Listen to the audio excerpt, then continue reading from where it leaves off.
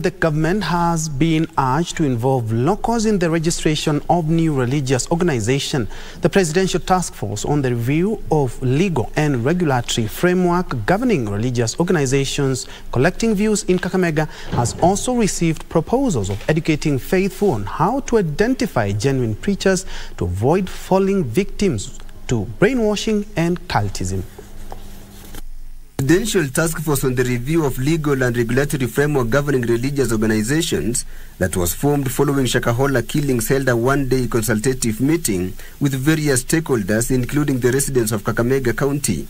It's here that the church leaders got an opportunity to urge the government to involve locals who have a better understanding of religious leaders in registration of new religious organizations. If there was any criminal in Shakahola, if the people died in Shakahola, that's criminal. It is not an issue about putting the umbrella of all of us that we have done it, we are killers. Not all religion is doing the Shakahola type of killing. A proposal was also made to hold civic education forums to educate faithful on how to identify genuine and true gospel to avoid falling victims of brainwashing and cultism.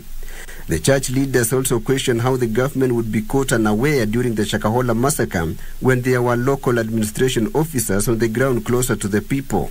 The African International Church Bishop George Ngatia said that umbrella bodies ought to work under an independent body which is not influenced by the national government. Before they go to ask questions, something that is not quite clear, they should find out from these umbrellas because we have structures all the way to the wards and all the way to sublocation and locations.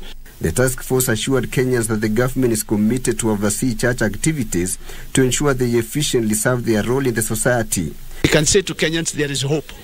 As we move on, there is hope. A lot of people are talking on the regulation of religious organizations, and they are saying that religious organizations ought to regulate themselves.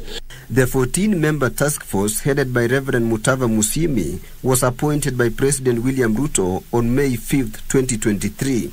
Tilio Marco for Lunchtime News.